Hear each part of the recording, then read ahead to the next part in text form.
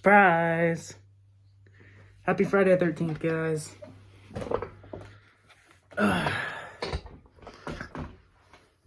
So, I'm pretty sure, obviously, since this is my Halloween series movie review, and since I'm wearing my Happy Friday shirt, and I'm wearing my Friday the 13th socks, and I just came in with my custom-made Jason Voorhees mask, which I got signed by Tom Matthews at Halloween-a-Palooza last year. I think it's obvious that the movie that I'm covering today is the original Friday the 13th.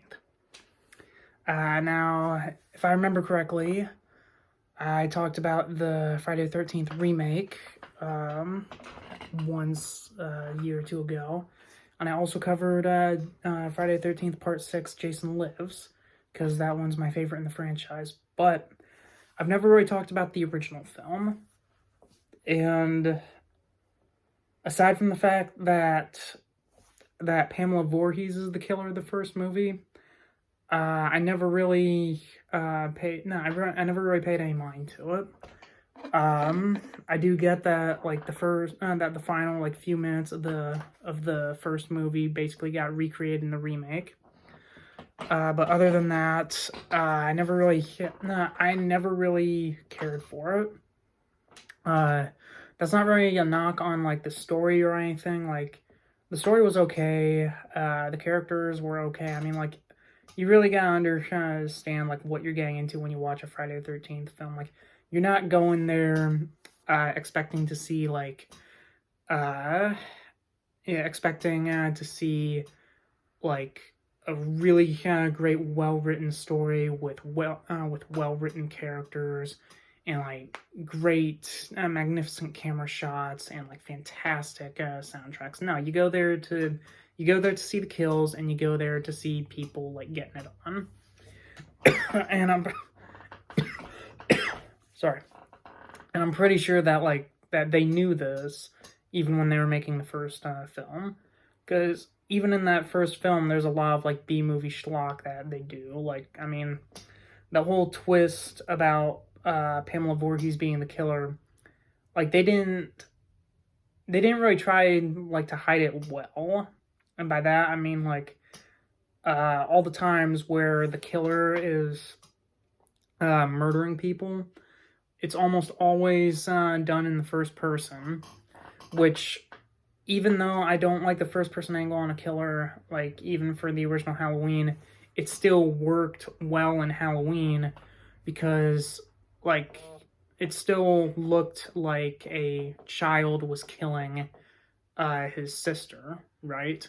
But in Friday the 13th, it's obvious by the way that the first person hands are grabbing someone or slicing their necks or anything. It's obvious that the hands belong to a male. But then at the very end, it's revealed that the killer is a woman, right? So then they didn't even try.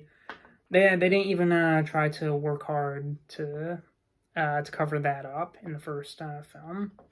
However, Betsy Palmer did great as Pamela. Something that I've noticed, or at least sort of noticed, that not a lot of people mention these days, but at the end of the film, when she's revealed to be the killer, she starts talking in Jason's voice, which I'm not sure how often it's brought up, but I always took that as meaning Pamela is so mentally ill that she basically has a reverse condition of what Norman Bates had in the original Psycho, where Norman also had an alternate personality of his mother.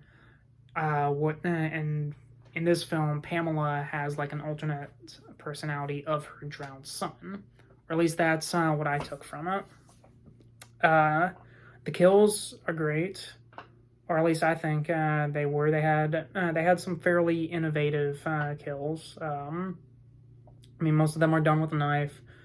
I think there was at least one that was done with a machete, aside from Pamela Voorhees' death, where she gets beheaded and like the arms are still moving, even though her head just got cut off. So she looks a bit like a chicken. I mean, there was one kill that I kind of specifically remember of of when they had Kevin Bacon in this movie. Like, I mean, I'm still surprised that one of Kevin Bacon's earliest movies was in the first Friday the 13th film. But he gets killed off with like an arrow through the back of the neck, where like it's not even shot at him. Like it's like where he's lying in bed and Pamela like holds him still and then like jabs the arrow up through the bed and like through the back of his neck.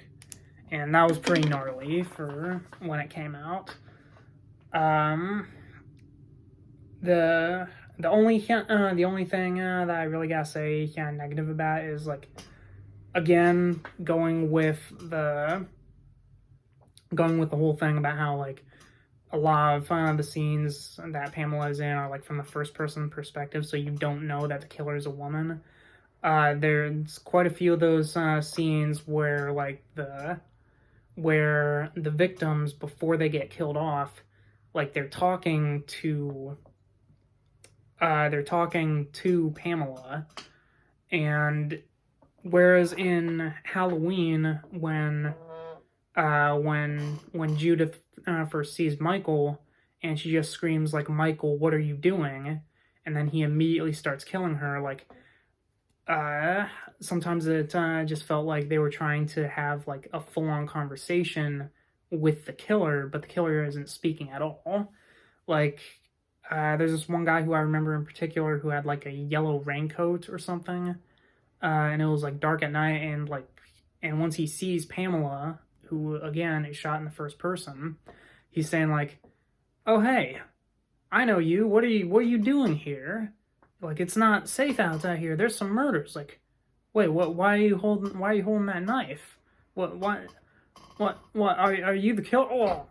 And then he just dies. Like, I just found out just scenes like those to be just jarring, where they're trying to have like entire conversations and they're basically carrying the whole conversation by themselves.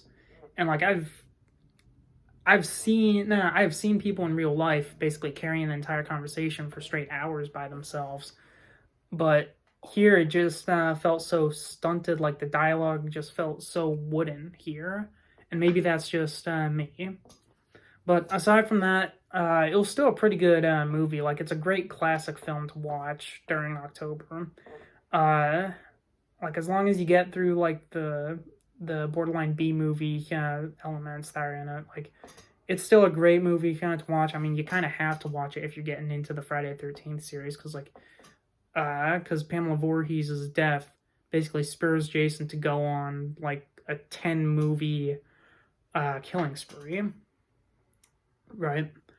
But bottom line is, it's still a good movie. It's obviously not my favorite in the Friday the 13th franchise, but it's still a great entry to just pop into your DVD player and just watch it on preferably a Friday night.